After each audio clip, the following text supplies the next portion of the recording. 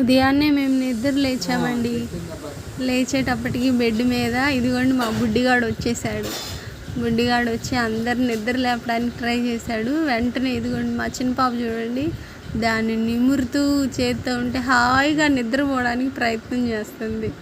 Saanvi Stella చూడండి, ఎప్పుడు సైలెంట్గా లేచి దానికల్లా అలాగే చూస్తుంది.